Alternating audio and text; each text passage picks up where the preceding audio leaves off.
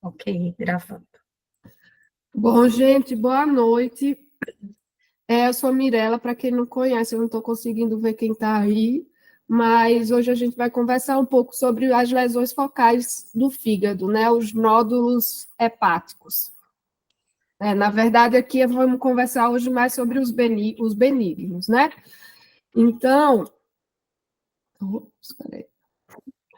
essas lesões focais do fígado ou nódulos hepáticos, elas são divididas. Podem ser as lesões císticas, né? Que correspondem à maioria, chega aí a 80%, que é o cisto simples. Temos também a doença policística hepática, ou às vezes acometendo rim e fígado, né? Tem o cisto parasitário, que é o cisto hidático. Pode haver também a lesão focal em forma aí de cistoadenoma ou cistoadenocarcinoma, que já se torna uma neoplasia, e aqui essas duas a gente não vai conversar muito aqui nessa aula. Metástase cística também, principalmente de ovário, pâncreas, rim. As lesões relacionadas à alteração ductular, né, que pode ser aí a doença de Caroli ou a síndrome de Caroli, quando tem fibrose congênita junto, a duplicação do ducto biliar também, tem o cisto ciliado, ou as lesões sólidas, né, que se dividem em benignas, que a gente vai conversar também aí um pouco sobre o hemangioma, a hiperplasia nodular focal, o adenoma, a hiperplasia nodular regenerativa, e temos as lesões sólidas malignas, que aí é o HCC, o hepatocarcinoma, o colangiocarcinoma e lesões metastáticas aí que vêm do cólon principalmente, tá? Então a gente vai começar, antes de começar, só dar uma mini revisada aí, né, que para a gente detectar lesão focal do fígado, a gente depende bastante aí da radiologia, né? E o exame inicial que a gente começa utilizando é o ultrassom, até porque esses pacientes, a grande maioria, vai encontrar esse diagnóstico de lesão focal incidentalmente, vai fazer um ultrassom, uma tomografia por algum outro motivo, e aí encontra esse nódulo hepático a esclarecer. Então, no ultrassom, a gente vai avaliar, na verdade, a ecogenicidade, né? E aquele nódulo que aparece como descrição de hipoecóico é um nódulo mais pretinho mesmo, para a gente entender como clínico. E o hiperecóico, um nódulo mais branco. Na tomografia, a gente fala em densidade. O hipodenso também é aquele nódulo mais preto. O hiperdenso é um nódulo que tem as características aqui, dá para ver branco. E a ressonância, a gente fala em sinal. E aí também tem a questão lá das fases, né? T1 e T2, e tem a parte do contraste também, que influencia mais na ressonância, mas aqui na ressonância também. Um hipossinal é quando a lesão é preta, um hipersinal quando a lesão é branca, tá? Em cada nódulo eu vou falar um pouquinho também da parte aí das imagens. Bom, então a gente vai começar aqui falando sobre o cisto simples, que sem dúvida nenhuma é o nódulo benigno do fígado mais comum. Como eu já falei, a grande maioria dos pacientes faz esse diagnóstico incidental, vai fazer um exame de imagem por algum outro motivo e acha lá um cisto hepático, né? Ocorrem até 5% da população, e quanto mais velho a gente vai ficando, maior a chance de apresentar um cisto, né? É menos comum antes dos 40 anos e se torna mais comum depois dos 60. É mais prevalente em mulheres, aí a relação fica em torno de 1,5 para 1 nas pacientes assintomáticas, e quando complica é de 9 para 1, né? 9 pacientes, 1 complica, ou apresenta sintoma.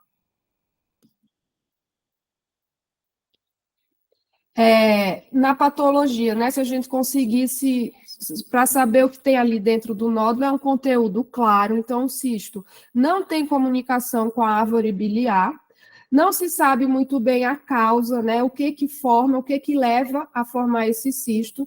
Normalmente eles são solitários e pequenos, em torno de 1 a 3 centímetros. Na histologia, na patologia, a gente consegue ver. Ops, espera aí, licença, acho que começou a andar sozinho aqui.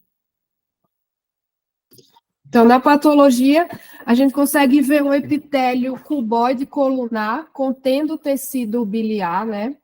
Não se sabe a formação, mas uma das hipóteses é que há um defeito na embriogênese, na formação aí desses ductos intrahepáticos ao se comunicar com os ductos extrahepáticos. Ele tem um fluido claro que contém proteína, cloro, ureia e debris celular. Não contém bile, não contém amilase, não contém leucócito, tá? A evolução do cisto é completamente benigna. É raro a gente ter sintoma, mas quando esses sintomas aparecem é porque a lesão já está grande, em torno aí, quando começam a apresentar sintomas, a grande maioria já passa dos 10 centímetros, e esses sintomas vai depender muito exatamente da localização, né, que o cisto está, mas dor abdominal, se estiver perto ali do estômago, pode comprimir o estômago e dar essa sensação de empachamento, pode também causar hemorragia interna, aí dessa maneira aumenta a chance de infecção, de obstrução biliar, mas essas complicações de fato são mais raras, né? Quando tem o sintoma é mais essa queixa aí de dor, de desconforto abdominal e essa sensação de empachamento. O laboratório, na grande maioria das vezes, também não vai ter alteração, a não ser que haja obstrução da via biliar, né? Se o cisto crescer muito, aí a obstrução de via biliar a gente pode encontrar aí alteração de enzimas colestáticas, fosfatase, gama-GT, bilirrubina, mas não é o normal, não é o esperado, né? O ultrassom, ele consegue fazer o diagnóstico bem feito do cisto, né? Tem uma sensibilidade, uma especificidade alta, em torno aí de 90%. Então, a maioria vai ter esse formato mais ovalado. Então, ele é anecoico ou hipoecoico, né? Então, ele é mais escuro do que o parênquima hepático. É uma imagem que vai ser homogênea, com paredes irregulares e finas, né? Bem característico aqui de um cisto mesmo, uma bolinha d'água, como a gente fala para os pacientes. Na tomografia, uma hipodensidade também, ou seja, é mais escuro, né, nas fases sem contraste, mas também lembrando que não vai realçar após injeção de contraste, então, independente se a tomografia for com ou sem contraste, o cisto hepático não capta contraste, ele não é vascularizado, né? Então, ele sempre vai ter essa característica mesmo mais hipodensa, tá?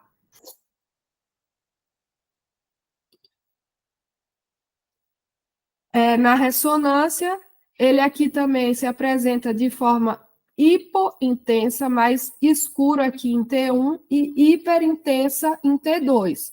E, mais uma vez, não há realce com contraste. Então, ele continua hipointenso aqui mesmo no contraste, tá? Não tem vaso, não capta contraste.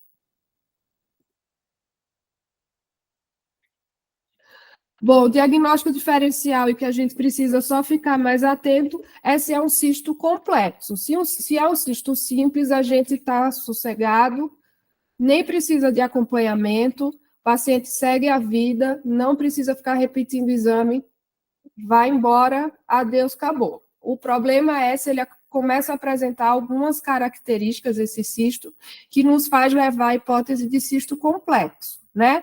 Então, se começa a ter um crescimento mais rápido, tem essas septações internas, com fenestrações, tem áreas de calcificação, a parede deixa de ser aquela parede fina, irregular, e começa a ser um cisto irregular, e tem pequenos cistos ali ao redor, que é chamado aí de cistos filhos. Então, caso isso aconteça, a nossa conduta vai ser diferente, né? E aí a gente tem sim que seguir esse paciente de perto. Não dá para liberar ele se o cisto tem essas características de complexo, porque aí sim pode ser lesão pré-maligna, né? E aqui, ó, o cisto complexo, ele é bem diferente do cisto simples. Ó, aqui tem calcificação, né? A parede não é regular. Então, olha a diferença aqui de um cisto complexo para um cisto simples aqui em cima. A mesma coisa aqui também, um cisto simples e o cisto complexo. Então, É bem notório isso aí, tá? E se há dúvida de que esse cisto tem septação, tem parede irregular, tem calcificação ao redor, chama esse paciente para perto, né? Não dá para liberar ele. O tratamento, né, na maioria das vezes do cisto, se eu não tenho sintoma nenhum, eu não vou tratar naqueles pequenos, menores de 4 centímetros. Nos maiores de 4 centímetros, eu repito um ultrassom de 6 a 12 meses após. Se tiver estável, não cresceu, não apareceu nenhuma outra característica duvidosa, alta. Se o paciente apresenta sintoma, aí temos sempre que avaliar se aquele sintoma é de fato pelo tamanho, porque assim o cisto vai dar sintoma se ele tiver grande, né? E aí eu preciso sempre avaliar se aquele cisto grande pode ser alguma lesão pré-maligna, ou então se o que é que dá para ser feito aí para melhorar esse sintoma. Então, o tratamento que dá para fazer para melhorar sintoma de cisto, por ele estar comprimindo ali região de estômago, ou causando dor, desconforto em hipocôndrio, ou até obstrução de via biliar, é a aspiração do cisto, ou então a injeção de algum agente esclerosante, que o que mais utiliza aqui é o álcool, ou ainda a ressecção e o destelhamento, né? Quando fala em destelhamento, é como a própria palavra fala, é como se a gente tira a parte superior ali do cisto para ele se desfazer. Mas o grande ponto aqui é nenhum desses tratamentos vão ser 100% eficazes e a grande chance de retornar. Até mesmo o destelhamento ou a ressecção, a chance do cisto voltar. Então, tem que fazer o contrabalanço, né? Ver o risco-benefício real de colocar o paciente numa mesa de cirurgia, ou, enfim, numa mesa de procedimento, o paciente achar que realmente vai melhorar de tudo e depois volta. Então, a gente precisa ter certeza que aqueles sintomas estão associados realmente ao cisto, precisa ter certeza de que não tem nenhuma característica maligna mesmo, porque se tiver, aí sim vai precisar mesmo fazer a ressecção, e deixar o paciente consciente que isso pode voltar, que o cisto pode voltar, né? Bom, então, passando agora, né? Conversamos sobre cisto simples, que é o mais comum aí de lesão focal hepática, conversar um pouquinho sobre a doença policística hepática, né? Que ela também pode aparecer aí na forma de hepática e renal.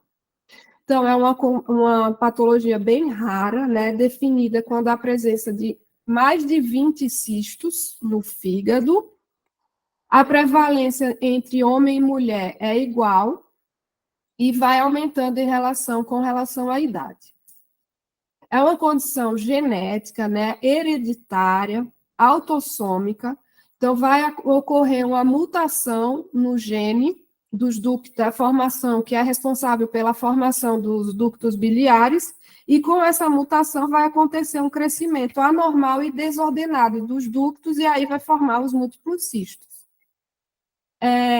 Sabe-se que gravidez, né, ou seja, exposição ao hormônio, são fatores de risco para que o cisto aumente de tamanho e se multiplique, né? Quando a gente fala aqui gravidez e hormônio feminino é fator de risco para multiplicação, lembrar que é nessa doença, que é uma doença genética hereditária, é doença policística, tá? A grande maioria ainda vai ter uma clínica assintomática, mas quando esses cistos realmente crescem, há um aumento importante do volume abdominal, a gente até consegue palpar no exame físico, né? E tem esse efeito de massa e vai comprimir. E aí, por isso, mais uma vez, pode causar dor, desconforto abdominal, vai causar saciedade precoce, sensação de estar empachado e até dispneia, né? Porque comprime ali Ai, meu Deus, esqueci a palavra. O diafragma, né? E aí causa dispneia também. Além disso, pode complicar com hipertensão portal, mais uma vez aí por também aumento do volume, por compressão, pode obstruir via biliar, E se esses cistos se rompem, podem sangrar e causar infecção. Então, a gente já viu aqui, tem alguns casos lá de pacientes com esse abdômen assim, bem feio mesmo, e por doença policística, né? Então, as lesões, elas são, no diagnóstico, a gente vai ver na imagem, lesão hipointensa, né, homogênea, são múltiplos cistozinhos mesmo, bordas definidas, e mais uma vez, não tem realce na fase contrastada, né? Esse paciente tem cisto hepático aqui, e aqui embaixo, ó, no rim dele, também tem vários cistos renais. Na tomografia na fase contrastada, sem realce, que é o que a gente espera. O tratamento aqui, mais uma vez, também vai ser conservador, né?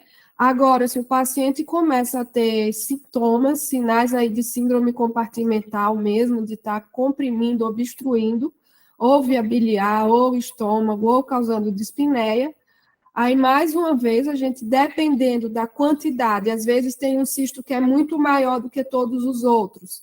Então, quando existe esse maior em relação aos outros, pode-se tentar também fazer o destelhamento, a fenestração, pode-se tentar ressecar, pode também fazer a injeção com substância esclerosante, como o etanol, e a doença hepática policística é uma indicação de transplante hepático. Então, se o paciente tem sintoma pela doença policística, ele tem, inclusive, direito à situação especial, lembram, né? Ele ganha primeiro um mel de 20, depois 24, e depois, com 6 meses, ele ganha um mel de 29. Então, independente do mel de real do paciente, porque na grande maioria das vezes, esses pacientes têm função hepática preservada. Mas a indicação de transplante aí, se ele for muito sintomático, tá? Bom, agora passando para o cisto parasitário, né, que é a hidatidose ou a equinococose, que é uma zoonose causada por cestódios, né, a tênia aí do gênero Echinococcus, é mais comum no sul do Brasil, onde o homem é um hospedeiro acidental, porque ele vai se infectar através de alimento que contém os ovos aí da tênia excretados por animais. É muito comum excretado por cão, por ovinos também, né? Podem transmitir aí o homem é o hospedeiro acidental. E aí o órgão mais acometido é o fígado, o lobo direito em 80%, aí por conta da anatomia mesmo, pulmão 25%, e é raro acometer cérebro, rim, coração.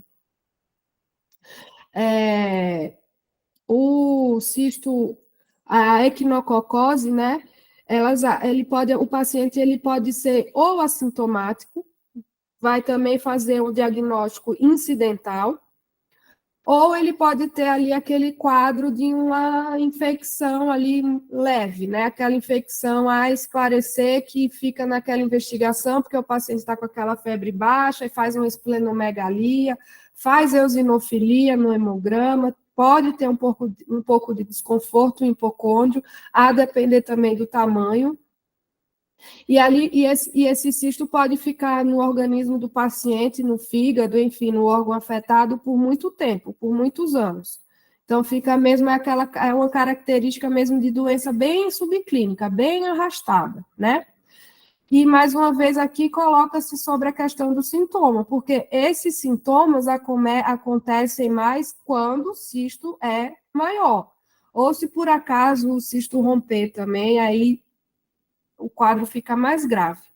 Mas é aquele paciente que tem que ter epidemiologia positiva, e a imagem, eles vão ter uma característica um pouco diferente do cisto simples, e tem esse quadro aí dessa infecção subclínica, né? Quando o cisto rompe, então, se ele rompe para a via biliar, pode causar uma icterícia, até uma colangite. Se ele rompe para o peritônio, vai causar uma peritonite. Se ele está no pulmão e rompe, acomete a pleura, vai causar uma hidatidose pulmonar. E, além disso, pode também, provavelmente, com certeza, a depender do tamanho, por efeito de compressão, causar uma hipertensão portal, ou obstrução também de via biliar, ou Budd-Chiari, né, que é como se fosse ali uma trombose de veia hepática superior, e pode ser ter transformação aí em um abscesso, caso haja também uma infecção bacteriana. Então, aqui as complicações são maiores mesmo. O diagnóstico da hidatidose a gente consegue fazer pela imagem e também tem os testes sorológicos, né, que confirmam a infecção. Então, aqui a gente vê o cisto, ele não é regularzinho como o cisto simples, ele tem algumas lobulações, ele tem calcificação aqui na parede, ó, aqui e aqui. Normalmente eles não são únicos, também diferente do cisto simples, que na maioria das vezes são únicos. E eles são, como é que se fala? Gente, são hipervasculares. Então, na imagem contrastada, eles vão contrastar, porque tem vascularização, tá? O que é outra diferença também do cisto simples, tá bom? E aí o tratamento é com antiparasitário, né? O tratamento é mais longo aí, pode ser feito ou com mebendazol ou com albendazol. Também há a possibilidade de fazer aspiração com injeção de agente esclerosante, o etanol, e a depender também pode ser indicação de cirurgia de ressecar, tá? Bom, então a gente conversou aqui sobre as três principais lesões císticas do fígado, né? Cisto simples, a doença policística e o cisto hidático. E agora conversar um pouco sobre as lesões sólidas, né? Vamos começar aí pelos hemangiomas, que são... O hemangioma é a lesão sólida mais frequente. Então, de lesões hepáticas, o cisto está em primeiro, o hemangioma está em segundo, mas de lesão sólida, o hemangioma é o primeiro, né? 70% dos casos de nódulo sólido no fígado, nódulo benigno sólido, será hemangioma. É mais comum em mulheres entre 30 e 50 anos. Na maioria das vezes vai ser assintomático também. Parece, né? Isso aqui é sempre ainda é uma dúvida, um debate, essa questão. Parece ter uma influência hormonal no crescimento do tumor, mas atentem ao que a gente está conversando. Tem influência hormonal no crescimento do tumor. Não quer dizer que a paciente tenha que parar de fazer uso de hormônio. A gente vai falar disso daqui a pouco. Então, elas são lesões, né? O hemangioma é uma lesão não epitelial, também é mais comum ele ser único e até 4 centímetros, porém podem chegar até 20 centímetros. Quando chega acima de 10 centímetros, a gente chama de hemangioma gigante, né? Então, lesões, hemangioma acima de 10 centímetros, eu já caracterizo como hemangioma gigante. Elas são lesões, né, delimitadas, vasculares, e coloração azulada, porque é vaso sanguíneo. Então, se a gente conseguisse ver lá no fígado real, macroscopicamente, ela teria essa coloração mais azulada. E uma das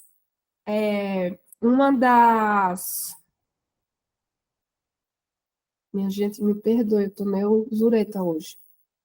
Uma das teorias, né, de formação, de como se forma o hemangioma, de por que se forma o hemangioma, é má formação vascular, ou amartoma aí de origem congênita, né? Então, é um emaranhado de vaso sanguíneo.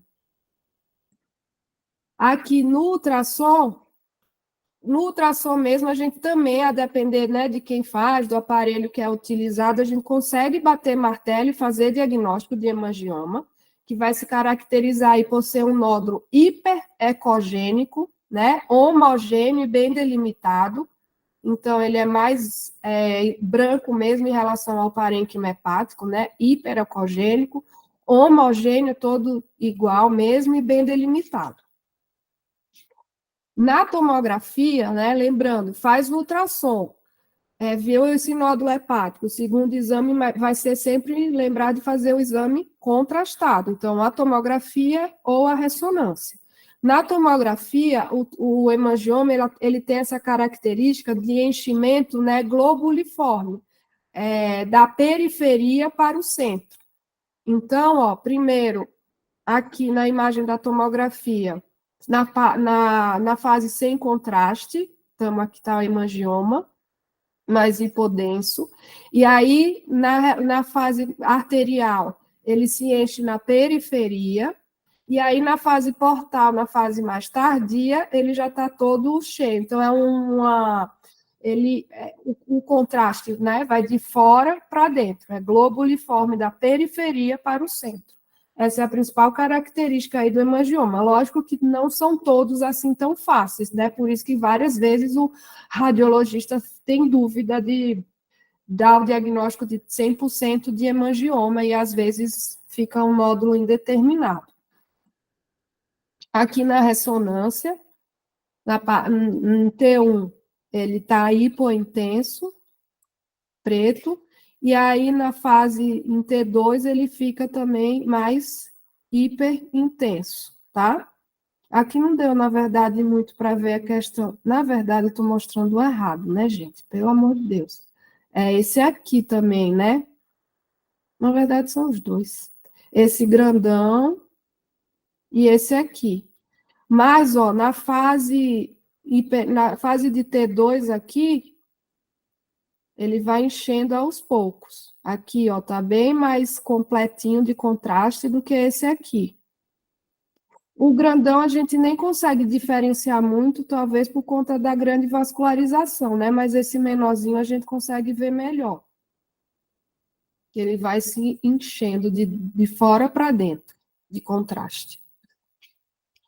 Aqui mais um, ó, esse também dá para ver melhor, né? No início da ressonância, só na periferia, e aí ele vai enchendo, né? É bem globuliforme mesmo, porque isso aqui é um emaranhado de vaso, tá? Aqui, mais uma vez, o hemangioma, ele vai enchendo, né, da periferia até o final. Aqui embaixo é o ultrassom contrastado, que eles compararam a ressonância com o ultrassom contrastado, porque aqui a gente não tem muito, né, não vê muito ultrassom contrastado, mas aqui está sem o preenchimento, e aí ele vai preenchendo também um contraste pelo ultrassom. Na patologia, né, o que é que a gente vê? Inúmeros canais vasculares, né, dilatados e circundados por septos fibrosos, formando lago sanguíneo mesmo. E aqui na macroscopia, né, esses cavernomas aqui que eram cheios de vaso sanguíneo.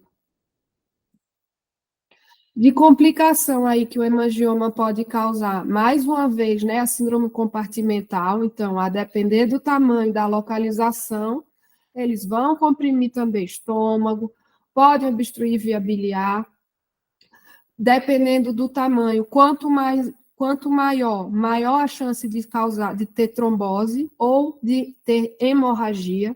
Então, eu sempre converso, né, lembrar desses pacientes que têm hemangioma, lógico que os maiores, hemangioma pequeno não, mas esses hemangiomas aí caracterizados como gigante, o paciente não pode ter alguns comportamentos de risco.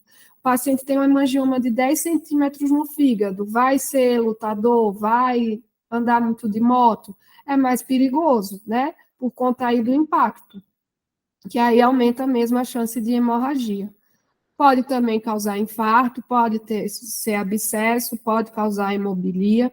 Então, essas são as principais complicações, mas sem dúvida a síndrome compartimental aí é a que mais aparece.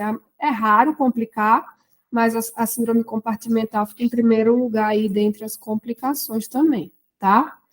O tratamento do hemangioma também é conservador na maioria das vezes. Se o paciente não tem sintoma nenhum, vamos só fazer a observação mesmo.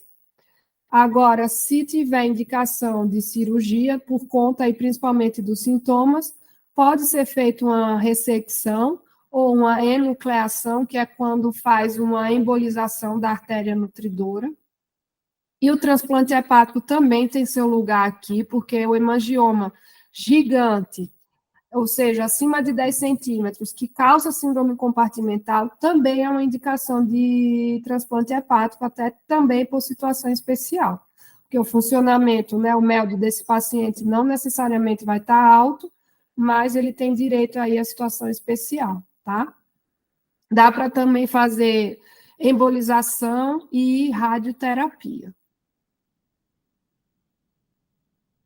E aí não temos evidência para proibir o uso de contraceptivo, ou de gravidez, ou de reposição hormonal, se for o desejo do paciente. E se eu faço o diagnóstico de um hemangioma típico, que não é gigante, ou seja, tem até ali 10 centímetros, na verdade, a gente fica com medo, né, de mandar embora para casa onde tem até mais do que 5 centímetros, mas a indicação não é hemangioma gigante, e é um hemangioma típico, característica, fez a tomografia ou a ressonância, exame contrastado, bateu o martelo, que é um hemangioma, não precisa ficar acompanhando, tá? E também não temos evidência para proibir o uso de contraceptivo e gravidez. Então, até o último guideline aí do ISO, que, se eu não me engano, foi em 2016 ou 2017, não temos que proibir o uso de contraceptivo nem de gravidez, tá bom? E não precisa ficar acompanhando hemangioma com exame contrastado todo ano. A próxima lesão sólida que a gente vai conversar, hiperplasia nodular focal, HNF, mais conhecida aí, né, como HNF. É a segunda lesão sólida benigna mais comum, né, fica atrás aí do hemangioma. Pode afetar todas as idades, a prevalência em mulher é mais comum em mulher, chega aí até 3% nas mulheres que têm lesão hepática benigna, e, mais uma vez, a grande maioria dos pacientes vão ser assintomáticos, né? Geralmente são solitários, também é comum serem pequeno, até 5 centímetros, não tem associação com malignidade, não tem risco de se transformar em nada maligno, e complicação é extremamente rara. Então, parece que uma das teorias, né, de por que se forma essa hiperplasia nodular focal é uma resposta a uma má formação arterial. Então, é uma resposta, na verdade, hiperplásica a uma má formação arterial, que gera uma hipoperfusão. Então, tem uma má formação arterial no fígado, que vai gerar ali um ambiente de hipoperfusão, e aí essa resposta vem em formato de hiperplasia nodular focal. A grande característica desse nódulo é essa cicatriz estrelar central, né? Que a gente é bem. Se a gente conseguir ver isso na imagem, se o radiologista consegue ver essa cicatriz estrelar central, é um marcador importante aí de que essa lesão deve ser mesmo a hiperplasia nodular focal. E essa cicatriz nada mais do que essa artéria distrófica, né? Essa artéria mal formada. A atipia mais comum é não ter a cicatriz central, ainda mais se eles forem pequenos, menor do que 3 centímetros. Então, não é toda hiperplasia nodular focal que a gente vai achar essa cicatriz central bem feita, bem formada, bem organizada. Também vai ser um achado ocasional de exame, né? Vai ser um achado incidental. Pode evoluir, sim, com hemorragia, com necrose ou com infarto, então, mas são complicações mais raras. A depender do tamanho e da localização no fígado, vai ter um pouco de dor ou desconforto abdominal, ou então a sensação de empachamento, né? Ali, se estiver perto ali do estômago. Laboratório, não vai ter alteração, só se tivesse obstrução de via biliar, por conta do tamanho. Alfa-fetoproteína é normal, assim como em todos os outros, né? Hemangioma, cisto, alfa-fetoproteína é marcador de hepatocarcinoma. Então, nos outros tipos aí de nódulo de lesão focal, ela está normal, está baixa. Para fazer aqui o diagnóstico por imagem, o ultrassom, ele vai ver um nódulo hipo ou isoecogênico e raramente vai ser hiper. Na tomografia, a tomografia vai conseguir ver uma massa hiperdensa, bem delimitada, e aí vai ter essa cicatriz central hipodensa, e a ressonância em T1, na pré-contraste, vai ser uma lesão aí, um nódulo hipointenso, e depois da fase contrastada se torna hiperintenso, e aí se torna depois isointenso na fase portal. Então, ó, em T1, na ressonância, pré-contraste, hipointenso, ele capta contraste na fase arterial, né, depois do contraste. E na fase mais tardia, que é a fase portal, ele volta a se tornar aí isointenso, né? E a cicatriz central vai ser hiperintensa em T2. A gente só vai conseguir ver ela mais hiperintensa em T2. Então, ó, vamos lá. Aqui é a tomografia. E aí, na fase arterial, aqui, e aí ela tá ficando aqui, ó, mais hiperdensa, com a cicatriz central, aqui já começa a aparecer a cicatriz central, mas fica melhor visualizada na fase mais tardia. Então, isso aqui é bem... Esse tá tranquilo de conseguir ver, né? Essa tomografia aqui.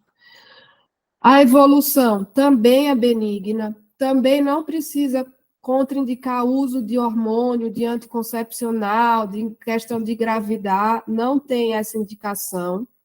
Não tem que fazer segmento com exames, também é desnecessário fazer segmento. Todo ano faz um exame contrastado. Não. E hiperplasia nodular focal não precisa fazer acompanhamento. E aqui o tratamento é conservador, só vai dar minoria aí que eu vou pensar, vai ter sintoma importante, vai crescer muito a ponto de dar muito sintoma para eu poder pensar em ressecar, tá? Aqui eu coloquei essa imagem, ó. Então, vamos lá. Se a gente tem uma suspeita de HNF, ou seja, a suspeita vai ser por um ultrassom. Foi fazer um ultrassom e ficou na dúvida se era hiperplasia nodular focal. Eu preciso, mandatoriamente, fazer um exame contrastado, ou uma tomografia, ou uma ressonância. Se der para fazer a ressonância, é melhor, porque é muito mais fácil dela não errar, né? A ressonância tem uma sensibilidade maior.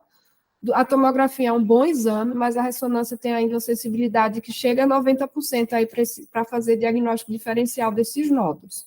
Então, se eu faço o diagnóstico pela ressonância, ou enfim, pela tomografia, mas contrastado, eu fiz o exame contrastado, eu concluí que era HNF, eu posso dar alta, não tem necessidade de fazer segmento.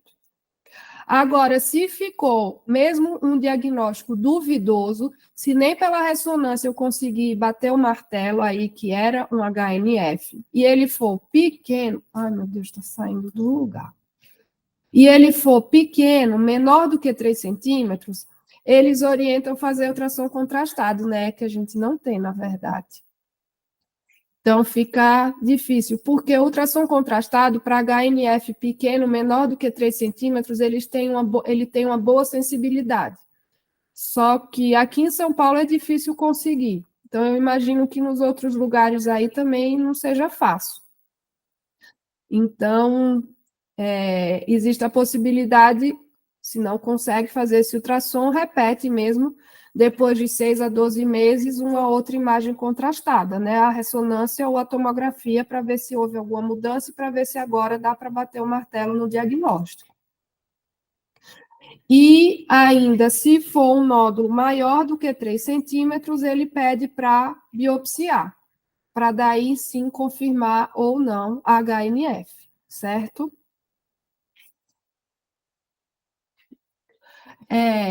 Bom, então acabamos aqui, ó, hiperplasia nodular focal, tá?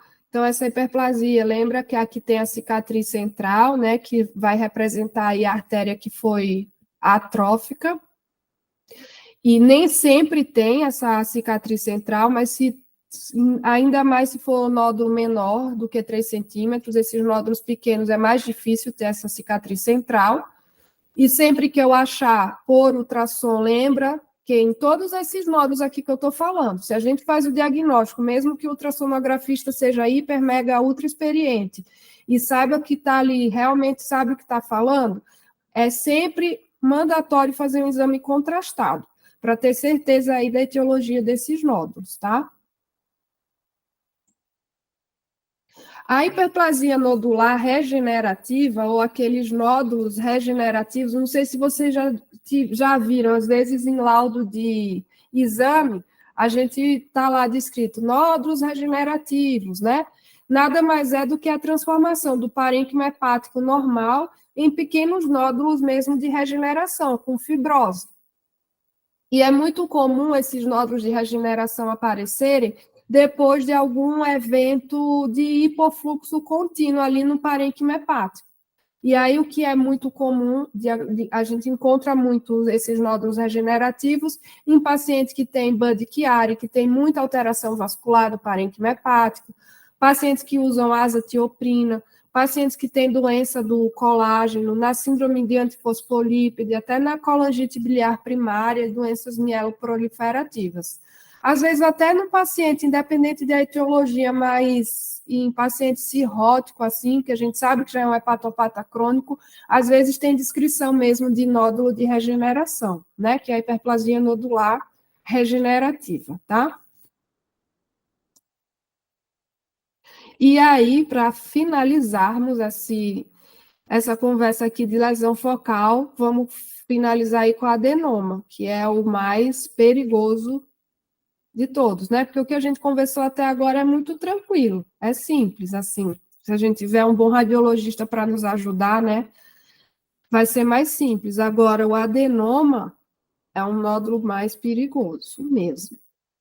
Então, ó, o adenoma hepático, né? Ele é benigno, que se desenvolve no fígado, porém, ele pode se transformar, ele pode malignizar, né?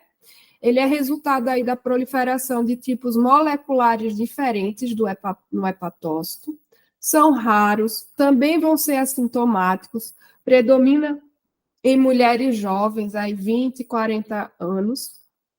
A incidência aumenta em 30 a 40 vezes em usuários a longo prazo de anticoncepcional oral, ou anabolizante, né, ou hormônio aí para tentar engravidar, que sejam esses chips que colocam aí hoje em dia, enfim, na exposição de hormônio.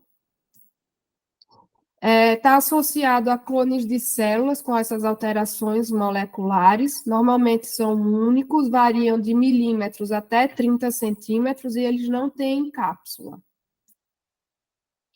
E ao contrário do que a gente já conversou até agora, tem um grande risco de malignização e de hemorragia espontânea, né? Então, os fatores de risco aqui relacionados à hemorragia, se eles são maiores ou iguais a 5 centímetros, ou se eles são de localização ali exofítica do fígado. E o risco de malignizar são aqueles adenomas que têm a mutação da beta-catenina, também são os maiores de 5 centímetros, aqueles que crescem rápido, e adenoma em homem. Só de ser em homem, independente do tamanho, já tem maior risco aí de malignizar. Aqui, ó, são as classificações moleculares dos adenomas. Até hoje em dia, que a gente conhece, são esses 4 grupos, né, que são classificados através da biópsia, né, do anátomo patológico e da imunistoquímica. Então, a gente tem aqui esse tipo que é o esteatose proeminente, e às vezes até na imagem a gente consegue ver mesmo o acúmulo de gordura, um adenoma esteatótico. Ele é associado aí ao anticoncepcional, né? É mais comum em mulheres e tem menor chance de complicação. Tem esse outro que é o inflamatório, ele tem algum grau de esteatose, e ele está muito associado à obesidade e à síndrome metabólica. Isso aqui, gente, é tudo classificação histopatológica, né? Vocês entenderam essa parte aí que eu falei. Então, tem o primeiro tipo, que eles chamam aí, HCA é adenoma hepatocelular. Aí tem o H, que é o esteatótico, o I de inflamatório, que esse inflamatório tem muita relação com paciente obeso e síndrome metabólica. Ai, meu Deus, fica andando sozinho. Cadê? Aqui. O da beta-catenina, que é essa mutação aqui do gene da beta-catenina que favorece a malignização, a transformação maligna. E é o mais frequente aqui nos homens, tá? E o mais arriscado, né? E tem o que eles codificam aí como U, que é o que não tem mutação específica nem padrão morfológico específico. Então, o que a gente sempre tem que se preocupar se vocês ouvirem aí a palavra beta-catenina, né? Se por acaso esse adenoma for biopsiado, a gente vai sempre pedir a pesquisa da beta-catenina, e aí, se vier a mutação desse gene, ele tem maior chance de transformar para nódulo maligno, de transformação maligna. Mais uma vez, né, o diagnóstico é incidental, ele é assintomático na sua maioria, os sintomas vão ser relacionados ao tamanho dele, então, quanto maior o tumor, mais chance de ter aqueles sintomas, principalmente de síndrome compartimental, de dor, desconforto. A alfa-fetoproteína é normal, e a complicação pode se transformar na maligna, né? 4,2%, pode ter uma hemorragia espontânea, até 29%, e pode ter também uma ruptura espontânea. Depois de 5 centímetros, a chance é maior. Bom, e aí o diagnóstico do adenoma. No ultrassom, ele vai ser hiper ou hipoecogênico, não tem uma característica definida, por isso que é muito mais difícil fazer o diagnóstico de adenoma por imagem. Na tomografia, ele tem um realce com contraste, ele é vascularizado. E aí a gente também na imagem, eles conseguem ver, o radiologista consegue identificar se tem áreas de gordura, de esteatose, se tem sangramento, se tem calcificação. E a ressonância também vai ter um realce, né, hipervascular, assim como na tomografia, e os achados aqui também vão variar de acordo se tem gordura, se tem calcificação, se tem sangramento. Aqui, ó, mostra uma tomografia com o adenoma, que inclusive ele descreve, né, como se estivesse mesmo deslocando o vaso, então tem adenoma aqui, e um pequenininho aqui, mas não dá, a característica aqui do adenoma é mais complicado mesmo, da gente, leigo principalmente, conseguir ver, não tem aquelas definições, né, do hemangioma, que era mais um enchimento globuliforme, de fora para dentro, ou da hiperplasia nodular focal, com aquela cicatriz central. Então, o adenoma é mais difícil da gente conseguir, como que eu posso dizer, porque como tem esses tipos diferentes, né, vai variar muito na imagem também. Aí, aqui, essa massa, acho que só conseguimos ver a partir dessa imagem aqui. Então, tem uma imagem, é mais hipervascular, né, que a gente consegue ver que é hipervascular, tá captando contraste, mas a gente vê também que não é regular, não tem cicatriz central, não é globuliforme, né? As características são diferentes daquelas outras que a gente já conversou, né? O problema aqui do diagnóstico é, se é um adenoma, a gente poderia pensar, se eu sempre tenho adenoma e eu sei que o da beta-catenina, né, ou a depender do tipo do adenoma, ele vai ser mais arriscado a ter transformação maligna ou não, porque eu não biopsio todo mundo que tem adenoma. E aí vem que a biópsia não é mesmo indicada de rotina, por causa desse risco de sangramento. Então, eu só vou biopsiar aqueles que têm um maior risco de evoluir com a neoplasia, ou quando eu não consigo bater o martelo e ter certeza que aquilo realmente é um adenoma ou um hemangioma, que tem sim essa dúvida, um HNF principalmente. Então, hoje, é que nem a história que eu não foi para vocês, né? Eu acho que eu dei aula de HCC, a mesma história da biópsia.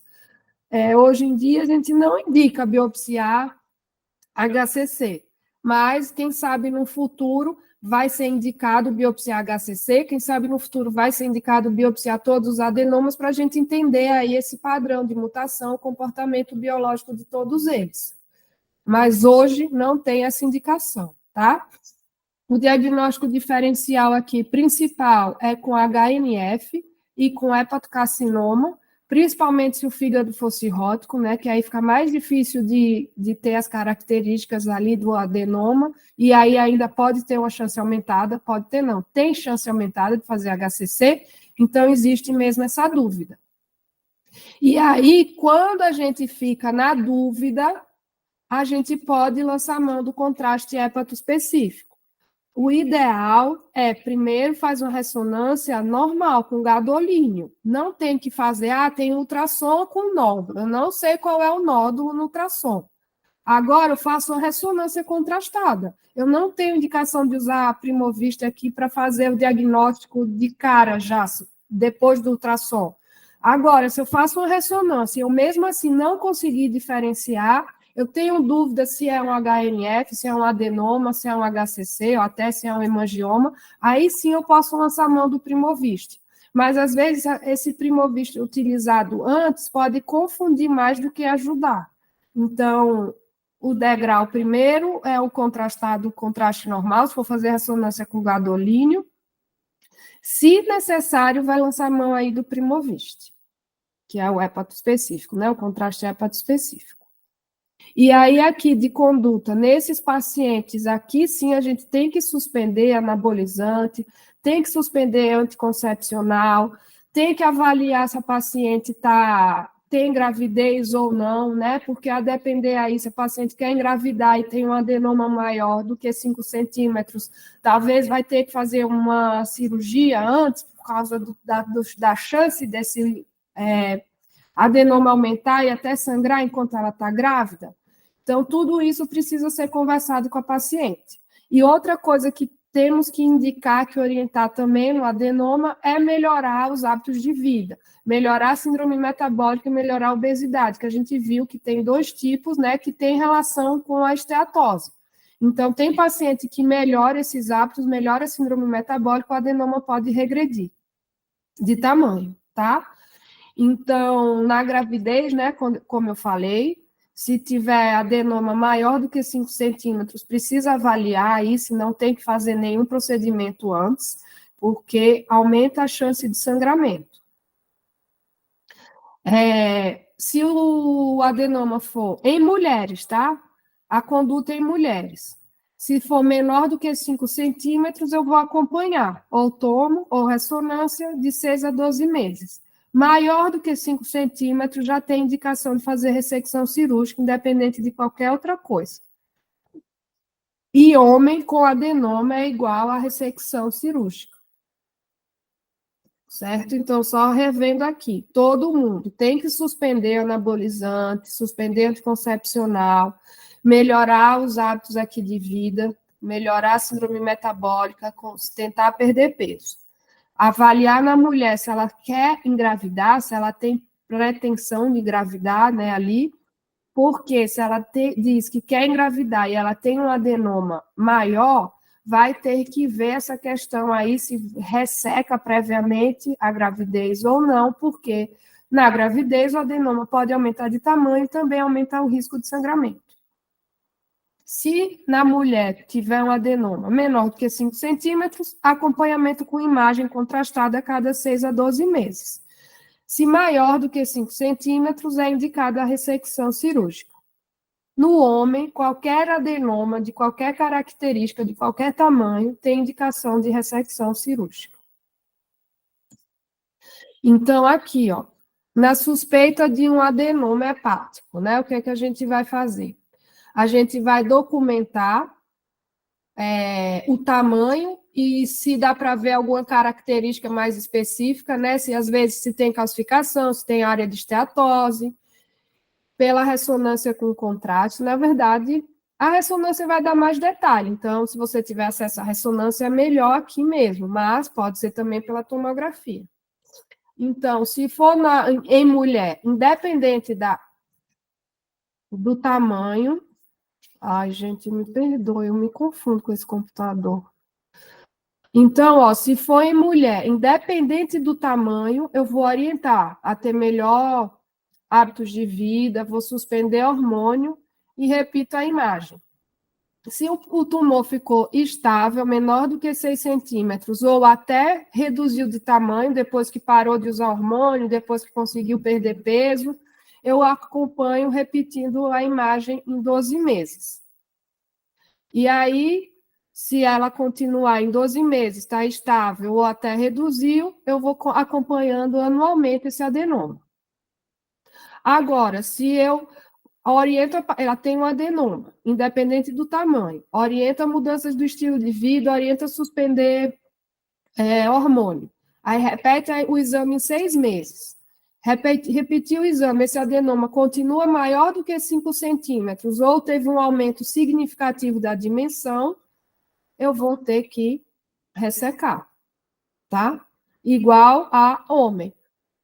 Fez ressonância, achou adenoma, independente do tamanho, independente do tipo, independente da idade do homem, também já é indicado ressecção. Tem uma patologia, né, chamada adenomatose, que é um termo benigno, hoje em dia acaba chamando mais de adenomas múltiplos, que é quando tem mais de 10 adenomas hepáticos ao mesmo tempo. Ocorre mais frequente nas mulheres usuárias de anticoncepcional oral e com síndrome metabólica. O risco de neoplasia é igual a paciente que tem um adenoma só. E aqui o tratamento vai ser a mesma coisa, suspender o anticoncepcional, orientar a melhorar a síndrome metabólica. Eu posso fazer a ressecção do maior nódulo, a depender se o maior nódulo, a depender do tamanho desse maior nódulo. E aqui também tem indicação de transplante e situação especial.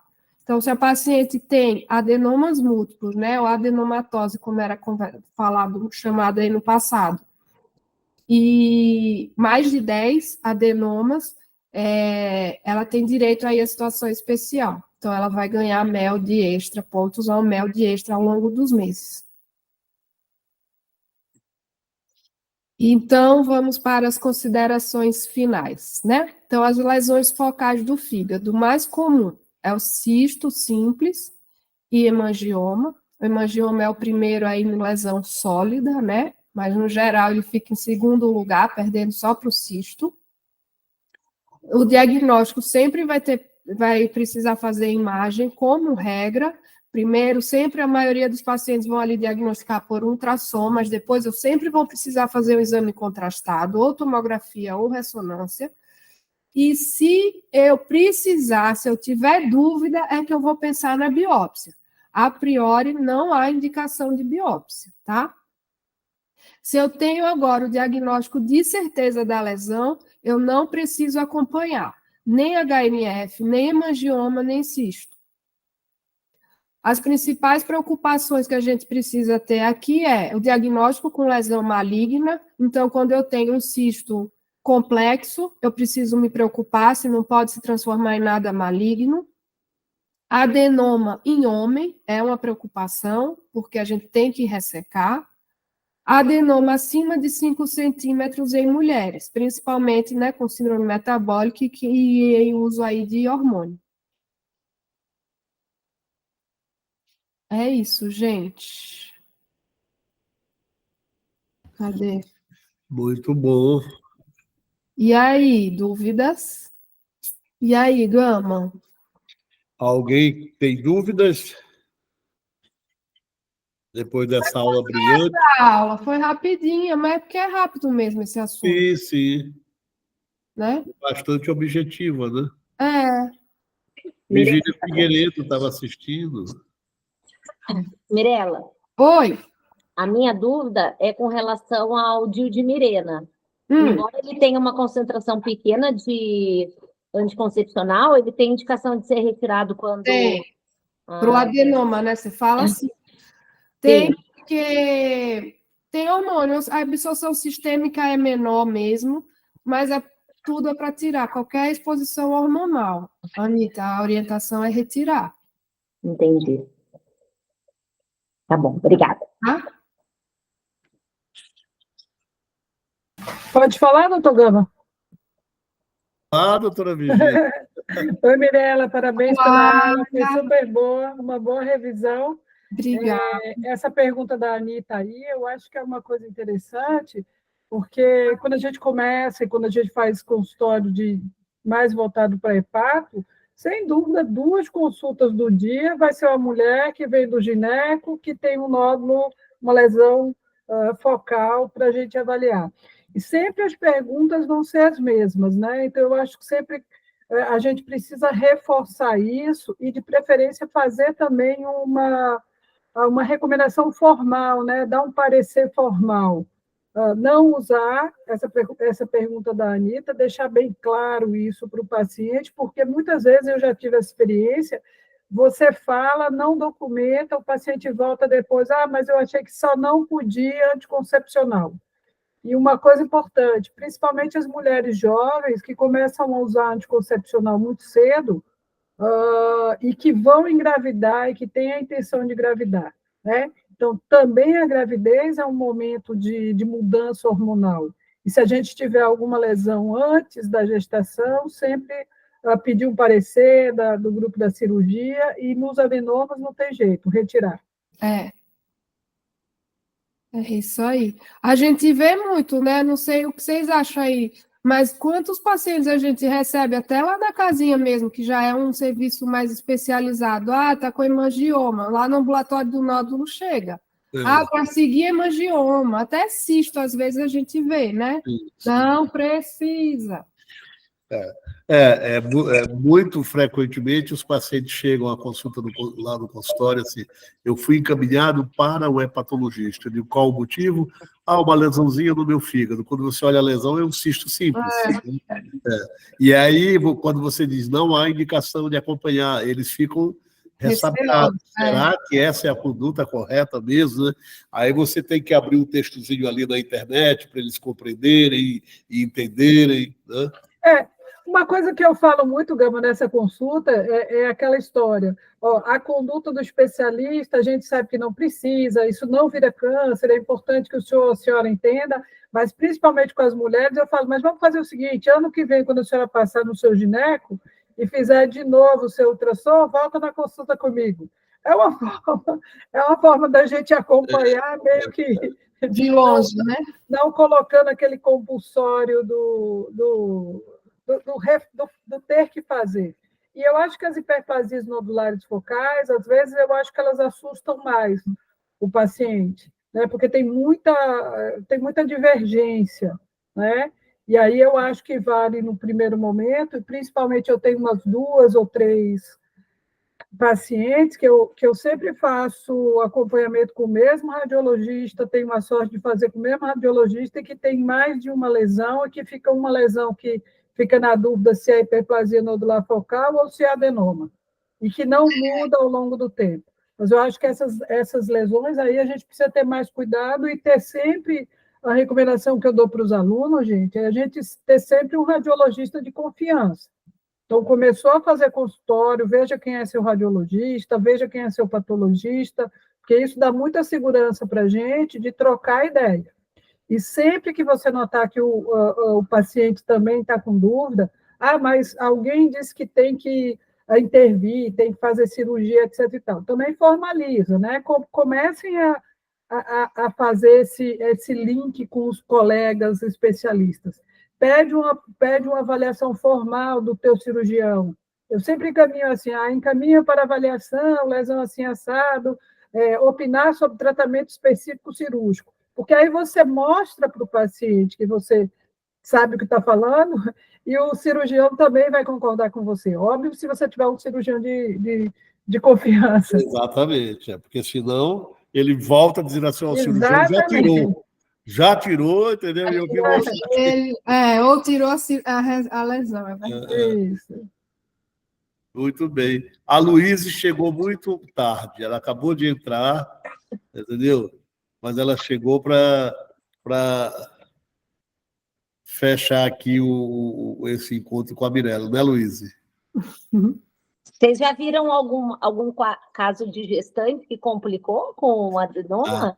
Eu tive um caso, uma moça no consultório, que ela chegou para mim com uma história de que ela tinha o diagnóstico pré-gestação, e na gravidez, no finalzinho do começo do 7º mês, ela chegou com dor no hipocôndrio direito, né, e com um adenoma que tinha 7 centímetros. Né? E aí eu encaminhei para uma avaliação cirúrgica, né? Essa paciente não voltou e eu tentei depois contato, eu não sei que fim levou, mas eu sei que aquele momento ali me parecia ser dramático. Né? Ela estaria ali ela estava no 7º mês de gestação, ela tinha um adenoma que antes da gravidez era 4 centímetros, né? E no 7º mês ela tinha uma imagem com um adenoma de 7 centímetros e dor. Né? Eu também já vi uma paciente, inclusive era sobrinha de um médico, e também foi essa história. No começo, um pouco antes da história de engravidar, o tio até sugeriu alguma intervenção, mas ela achou que não, estava preocupada com o negócio de cirurgia, de deixar cicatriz, etc. E tal. E batata, essa menina engravidou, quando chegou por volta do 8º mês, ela começou sentindo dor, a lesão tinha crescido um pouco mais, mas tinha feito um sangramento intralesional, né? Quer dizer, meio mal, mas ficou ali naquele perrengue de estar fazendo imagem uma vez por semana, até levar por fim a gestação dela, e depois dessa gestação, ela fez a ressecção da lesão. É dramático, né? Doutora Mirella, só uma dúvida. Nos hemangiomas assim, maiores, assim, então não tem que parar o uso do anticoncepcional, Não, né? não tem. Independente do tamanho, esses assim, maiores de 4 centímetros, assim, não tem necessidade. Independente do tamanho. Porque hemangioma não é hormônio dependente, né? É adenoma só, Wilson. Adenoma. Tá. Agora, assim, eu tive um paciente um tempo atrás, Mirella, com o hemangioma hepático de 15 centímetros assintomático. Eu acho até que eu falei contigo na época. Era um hemangioma, o maior hemangioma hepático que eu vi ao longo da minha existência, 15 centímetros, né? E aí eu pedi uma avaliação para o radiologista intervencionista, e ele acabou por fazer embolização, né? E nessa embolização, né, o fato é que depois da embolização e acompanhamento, 3, 4 meses depois, ele foi para 12 centímetros, não mudou praticamente nada, né? E aí a gente fica numa angústia, né? Um hemangioma de 15 centímetros, né? Ele tinha dor, era? Hein? Tinha dor, não? Era não, assintomático. É uma bombinha relógio, né? Exatamente, né? Porque você vê, será que ele vai fazer a tal da síndrome de Casabach-Merry, porque é hemangioma gigante, tem mais risco de vez em quando você vê um caso publicado, ou está lá no Congresso sob a forma de pôster, né? E aí você vê assim, o que a gente faz, né? Pede a orientação para o radiologista intervencionista, a embolização de fato é efetiva ou não é, ou você não faz nada e fica tranquilo, só acompanha com mais cuidado de perto, com imagem esse paciente, né? Se ele tivesse sintoma, né, é uma coisa. Agora o paciente é assintomático, mas ao mesmo tempo com a bola de sangue de 15 centímetros na barriga, que qualquer coisa... Exatamente. Né? Realmente é difícil aí. Eu tenho uma paciente no consultório que ela tinha já um diagnóstico de hemangioma de 8 centímetros, já assim, né? Já documentado em acompanhamento. Ela tinha uma queixa, igual a Mirella falou, de empachamento, endoscopia normal, né? Aí tá, vou pedir uma nova tomografia para ver o hemangioma. E o hemangioma está no lobo esquerdo, e tá, não digo como comprimindo, mas está no leito ali da segunda porção do duodeno. Está tendo, né, do hemangioma. Eu encaminhei ela para o cirurgião, quero ver o que o cirurgião vai falar. Mas vocês viram, a hemangioma gigante, né? Normalmente, É. a partir de 10 centímetros é indicação de transplante. Já teve É. um transplantado, acho que tinha um de 12 centímetros, se eu não me engano, mas aí tinha muita síndrome compartimental. Sim, sim.